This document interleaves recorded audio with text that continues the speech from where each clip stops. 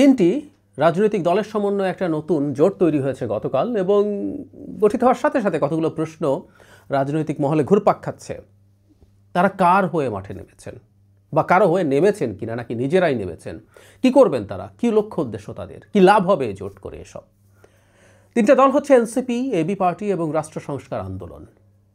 In fact এই তিন দলের সাথে আরও দুটো দল যুক্ত হতে পারে, এই আলাপ ছিল কিছুদিন আগে, এবং পাঁচটা মিলে একটা জোট হবে এরকম কথা। এর মধ্যে গণ অধিকার পরিষদ নুরুল হক নূরের এবং আপ বাংলাদেশ সাবেক শিবিরের লোকজন, যারা একসময় নাগরিক কমিটিতে ছিলেন, পরে এনসিপিতে তাদের সাথে এক ধরনের পাওয়ার স্ট্রাগল হয়, বেরিয়ে তারা ওই দলটা তৈরি করেছিলেন। এই ছিল প্ল্যান, কিন্তু শেষ পর্যন্ত শোনা যায়, আমি নিশ্চিত নই, আপ বাংলাদেশকে কেন্দ্র করেই তখন এই পাঁচটা দল একত্র হতে পারেনি, কারণ অনেকে চায়নি আপ বাংলাদেশ থাকুক। গণ অধিকার পরিষদ কেন আসেনি আমরা আসলে এখন আর বলতে পারি না। আমি দু একটা ফর্মাল কথা যেগুলো পত্রিকায় এসছে একটু পড়ে তারপর আসলে অ্যানালিসিসটা করতে চাই। এটার নাম হচ্ছে গণতান্ত্রিক সংস্কার জোট।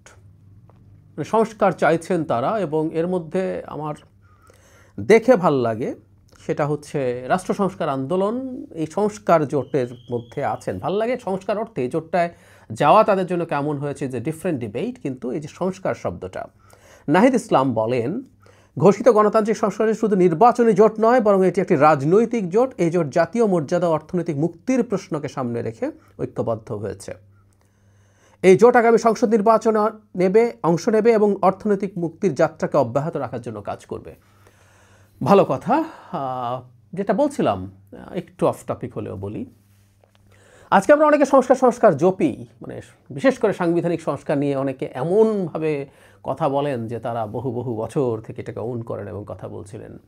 আসলে তা না। আমাদের এই দেশে দীর্ঘ সময়, বছরের পর বছর, শিক্ষিত মধ্যবিত্তের কাছে সংবিধান কি বস্তু, সেটা কিভাবে পড়তে হয়, সেটার কি কি সমস্যা আছে, কিভাবে সেটাকে ঠিক করতে হবে, এই কাজটা নিরলসভাবে করে গেছেন জনাব হাসনাত কাইয়ুম। রাষ্ট্রচিন্তা নামে তাদের একটা সংগঠন ছিল, পরে ওখানে রাজনৈতিক দল হয়েছে, ওইটার একটা বড় অংশ রাজনৈতিক দলে এসছেন। চমৎকার কিছু মানুষ ওই রাজনৈতিক দল এবং রাষ্ট্রচিন্তায় ছিলেন, এবং রাষ্ট্রচিন্তার কিছু সদস্য এখন এনসিপিতে গেছেন। তো মানুষের কাছে এই জিনিসটাকে খুবই গুরুত্বের সাথে তারা উপস্থাপন করতে পেরেছিলেন। এই ক্রেডিট বাংলাদেশের ইতিহাস যখন লেখা হবে এই সময়, যেহেতু সংস্কার এখন একটা বিরাট আলাপের বিষয়, এটা রাষ্ট্র সংস্কার আন্দোলন এবং জনাব হাসনাত কাইয়ুমকে দিতে হবে। যদিও সংস্কার সম্পর্কে, বিশেষ করে কনস্টিটিউশনাল রিফর্ম সম্পর্কে একটা ডিবেট আমি 5 তারিখের পর অনেকে করতে দেখছেন, এই ডিবেট আমার রাষ্ট্র সংস্কারের সাথে বা রাষ্ট্রচিন্তার সাথে আগে থেকেই ছিল। তারপরও তিনি এটার পুরোধা ব্যক্তিত্ব আমি মনে করি। এই ক্রেডিটগুলো যেহেতু আমরা সাক্ষী, এগুলো একটু বলে রাখা দরকার আছে। এখন এই জোটটা কেমন হলো, কে নেতৃত্ব দিচ্ছে? অ্যাপারেন্টলি এখানে কে নেতৃত্বে আছে, কার নেতৃত্বে জোট, এসব বলা হচ্ছে না। কিন্তু যেহেতু এনসিপি এই তিন দলের মধ্যে তুলনামূলকভাবে বেশ খানিকটা সিগনিফিক্যান্ট, সেই কারণে বাকি দুটো দলের বয়সের চেয়ে বেশি হলেও এনসিপির কারণেই এটা বেশি আলোচিত হয়। সো এনসিপির নেতৃত্ব হয়েছে এভাবে আমরা বলতে পারি। এখন এই দলগুলোর নেচার কি? আমরা এনসিপি নিজেকে মধ্যপন্থী দল হিসাবে বলছে, এবি পার্টিকে আমরা মধ্যপন্থী বলতে পারি বা খানিকটা মধ্য ডান বলতে পারি, কারণ তারা কিছু ইসলামী মূল্যবোধ যুক্ত করতে চান, খানিকটা তুর্কির আর এরদোগানের যে পার্টি একেপি পার্টির মতো, এবং এবি পার্টির সাথে ওনাদের যোগাযোগ ভালোই আছে বলে শোনা যায়। তো কিছুটা মধ্য ডান, স্টিল আমরা এটাকে মধ্য হিসাবে ধরতে পারি। আর হাসনাত কাইয়ুম ভাইয়ের একসময় বাম রাজনীতি করার ব্যাকগ্রাউন্ড সম্ভবত ছিল, কিন্তু তারাও এখন একটা মধ্যপন্থী দল হিসেবে কাজ করছে। সো মোটা দাগে তিনটা মধ্য ডান টাইপের দল একত্র হচ্ছে।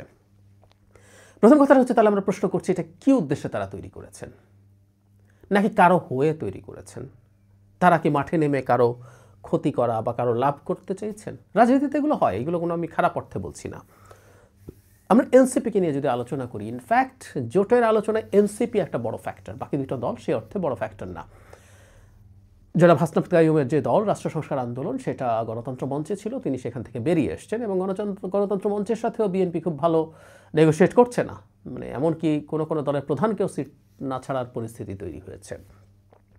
এনসিপি আলোচনা করছিল এবং শোনা যাচ্ছিল 8-10টা সিট পর্যন্ত সর্বোচ্চ বিএনপি দিতে পারে, কিন্তু এনসিপির এক্সপেকটেশন আরও বেশি, কারণ জামায়াত তাদেরকে আরও বেশি সিট দেবে বলে তাদেরকে বলেছিল, তাই তারা সেটা বার্গেন করছে। তবে এনসিপির তো বোঝার কথা, জামায়াত যত বেশি দেখ না কেন বিএনপি তার সাথে অনেক বেশি কম দেবে, এটা ফ্যাক্ট।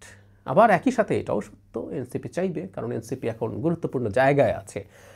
গণ অভ্যুত্থানের ফেসগুলোকে, তার সাইজ যত বড় হোক না কেন, ফেসগুলোকে সাথে রাখার জন্য বিএনপিও খুবই আগ্রহী, আর জামাত তো আগ্রহী বটেই। কারণ জামাতের কাছে শুধু অভ্যুত্থানের ফেস না, জামাতের নেতৃত্বে এক ধরনের একটা ইসলামী মোর্চা তৈরি হয়েছে। এখানে যত মধ্যপন্থী ধরনের দল সে মানে জড়ো করতে পারবে, তার সেই ট্যাগিং এই অর্থে বলছি, এটা কিন্তু ভালো না দেশের অভ্যন্তরীণ রাজনীতিতে। ডোমেস্টিক যে মানুষজন আছে যারা ভোট দেবেন, যারা উদার গণতন্ত্রে বিশ্বাস করেন, তাদের এই ধরনের একটা সমস্যা তৈরি হতে পারে, আর ইন্টারন্যাশনাল সমস্যা তো হতেই পারে। ফলে এনসিপিকেও জামাতের প্রচুর প্রয়োজন, খুবই প্রয়োজন। বহুবার বলেছি, আবার এনসিপির জন্য জামাতের পক্ষে যাওয়াটাও কঠিন, কারণ ধর্মীয় দলগুলোর ট্যাগ তাদের গায়ে লেগে যাবে। এই প্রেক্ষাপটে এনসিপি একটা জোট তৈরি করছে। 5টা নিয়ে চেয়েছিল, এটা হয়তো আরও বাড়তেও পারে। এখন কি কি অপশান আছে? প্রথম অপশানটা আমি যদি ধরে নিই, সহজ চিন্তা যেটা মাথায় আসে, তারা 3টা দল একসাথে নেগোশিয়েট করবেন, জামাতের সাথে হোক, বিএনপির সাথে হোক। এটা ফ্যাক্ট, 3জন যদি একসাথে থেকে নেগোশিয়েট করতে পারেন, সেই নেগোসিয়েশনটা যারা তুলনামূলকভাবে দুর্বল তাদের জন্য বেটার ডিল তারা পেতে পারেন। এটা একটা কারণ হতে পারে। আমি জানি না, আমি আবার বলছি নিশ্চিত নই সেটা কারণ কি না। সেটা হলেও খারাপ না। আমি এই প্রত্যেকটা প্রচেষ্টাকে, প্রত্যেক দল চেষ্টা করবে সে যতটা তার স্বার্থ অর্জন করতে পারে, বিশেষ করে বড় দলের কাছ থেকে কতটুকু স্বার্থ সে চাপ দিয়ে অর্জন করতে পারে, সেটা তার পক্ষে যাবে। আর তারা যদি জামাতের সাথে জোটে যায়, আমার মনে হয় না জামাতের সাথে জোটে যাবে, কারণ সেই ক্ষেত্রে অন্তত হাসনাত কাইয়ুম ভাই জামাতের সাথে জোট করবে নির্বাচনে, রাষ্ট্র সংস্কার আন্দোলন, আমার কাছে এটা খুবই অ্যাপারেন্টলি, না হলে আমার সত্যি খুবই মানে অদ্ভুত বা ভুল মনে হয়। কেউ কেউ মনে করেন এবি পার্টিও জামাতের সাথে জোটে যাবে না বা নাও যেতে পারে, কারণ এবি পার্টির প্রতিষ্ঠাতা সহ গুরুত্বপূর্ণ সদস্যরা জামাতে ছিলেন, শিবিরে ছিলেন, অনেকেই আছেন, এবং ওখান থেকে বেরিয়ে এসে এবং তাদের মধ্যে বক্তব্যে, পাবলিক বক্তব্যেও জামাতের প্রতি বেশ বিরোধিতা সম্পন্ন বক্তব্য দেখা যায়। তাই কেউ কেউ মনে করেন যে তাদের কোনো ধরনের রেকনসিলিয়েশন সম্ভব না, তারা জোটে যেতে পারেন না। আমার কাছে তা মনে হয় না, আমার মনে হয় তারা সেটা যেতে পারেন। সেই ক্ষেত্রে এটা ভেঙে যেতে পারে। আচ্ছা, আমরা স্বতন্ত্র, মানে তারা এই জোটটা যদি থাকে, তারা নিজেরা যদি ক্যান্ডিডেট দেওয়ার চেষ্টা করেন এবং আরও বেশি দলকে সাথে নিয়ে বিভিন্ন সারা দেশে নির্বাচন করার চেষ্টা করেন, তাহলে ফল কী হতে পারে? খেয়াল করি, নির্বাচনী মাঠে এখন পরিস্থিতি এরকম হয়েছে যে ভোটারদের একটা অংশ এখনও সিদ্ধান্তহীনতায় আছে। সিদ্ধান্তহীনতায় আছে কোন অর্থে? যে আওয়ামী লীগের ভোটারের ব্যাংক তো আছেই, এর বাইরে জামাতকে ভোট যারা দিতে চায় ভোটাদাগে তারা তো আছেই, তার হার্ডকোর সাপোর্টার্স, বিএনপিরও হার্ডকোর সাপোর্টার্স আছে, কিন্তু মাঝামাঝি একটা অংশ ধারণা করা যায়। আমি প্রায় বলি যে আমরা তো আসলে এবার নির্বাচন দেখিনি, নানান জরিপ টরিপে যেভাবে আসে অত রিলাই না করলেও সেখানে বলা হচ্ছে যে তাদের একটা অংশ এখনও ভোট দিতে সিদ্ধান্ত নেয়নি, বা বিএনপির গ্রাসরুটের কিছু লোকজনের এক ধরনের অন্যায়, দুর্নীতি, অনিয়মে জড়িয়ে পড়া সাধারণ মানুষের লাইফকে অ্যাফেক্ট করেছে। সেই অ্যাফেক্ট করার কারণে তারা একটা বিকল্প কিছু চিন্তা করতে পারে। আবার অনেকে এই বিকল্প মানে জামাতকে মনে করে না। জামাতের সাথে শুধু জামাত তো শুধুমাত্র একটা রাজনৈতিক দল না, তার সাথে আরও অনেকগুলো ইফস অ্যান্ড বাটস আছে যেটা ট্র্যাডিশনালি বাংলাদেশের মানুষ গ্রহণ করেনি। তাহলে তারা কি এই ধরনের একটা জোটকে ভোট দেবে? তাহলে কি দাঁড়ালো? বিএনপি উপরে বিরক্ত মানুষ এদেরকে ভোট দিচ্ছে। এরা না থাকলে হয়তো বিএনপিকেই ভোট দিত, বিরক্ত হলেও। কারণ জামাত, আবারও বলছি, ইটস এ ডিফারেন্ট প্যাকেজ। এটা শুধুমাত্র কি করবে চাইতে হলো, এর সাথে আরও অনেকগুলো জিনিস বিল্ট ইন আছে, এটা অনেকেই গ্রহণ করবে না। তাহলে এনারা যদি আলাদাভাবে দাঁড়ান, ওই যে বললাম বিএনপি যেহেতু একটা মধ্যপন্থী রাজনীতি করেন, এনারাও মধ্যপন্থী একটা জোট যদি হন এবং তারা যদি এভাবে বড় হয়ে নির্বাচনে যান, তাহলে বিএনপির ভোট তাদের দিকে কিছু যাওয়ার সম্ভাবনা আছে। কিন্তু প্রশ্নটা হচ্ছে সেটা কি অনেক বেশি কিছু? আমার কাছে অনেক বেশি কিছু মনে হয় না। ফলে তারা যদি ইন্ডিপেন্ডেন্টলি ইলেকশন করেন, তাহলে হাতে গোনা কয়েকটা সিটে হয়তো খুব গুরুত্বপূর্ণ প্রার্থী যেখানে থাকবে, নাহিদ ইসলামের মতো প্রার্থী যেখানে থাকবে, যারা ওখানে কিছু ভালো সংখ্যার ভোট, জেতার মতো তো অবশ্যই না, ভালো সংখ্যার ভোট যদি তারা টানতে পারেন, সেটা যদি বিএনপির ভোট ব্যাংক হয়ে থাকে, সেসব জায়গায় জামাত খানিকটা সুবিধা পেলেও পেতে পারে, এটা আমি ধারণা করি। কিন্তু দিনের শেষে আসলে খুব সিগনিফিক্যান্ট ইম্প্যাক্ট হবে না এই নির্বাচনে, এই জায়গাটা যোগ করতে চাচ্ছি। এই জোটটা যদি থাকে, এটা যদি আরেকটু বড় হয়, গণ অধিকার পরিষদ বা আরও কোনো দল যুক্ত হয়, নির্বাচনের পরে আমি মনে করি এদের একটা ভালো সম্ভাবনা তৈরি হতে পারে। কারণ যে 3টা দল অলরেডি আছে, বাইরে যারা যুক্ত হবে এদের মধ্যে প্রচুর ভোকাল আছেন। শুধু মানে অনেক ভালো বলছেন তা না, তারা যুক্তি তথ্য দিয়ে ভালো প্রেজেন্টেশন দিয়ে কথা বলতে পারেন এমন অনেক মানুষজন আছেন। সেই বিবেচনায় বলা যায় আগামী সরকারের সময় তারা যদি একসাথে থেকে একটা ইউনিট হিসেবে কাজ করতে পারেন তাহলে খুব সম্ভাবনা আছে তারা ভালো ট্র্যাকশন পাবেন। আবারও বলছি, জামাতের ইসলামী আইডেন্টিটি পলিটিক্সের কারণে অনেক মানুষ চাইলেও জামাতে চলে যাবে না, তখন তাদের একটা রিয়েল গ্রাউন্ড তৈরি হওয়ার প্রবাবিলিটি থাকবে।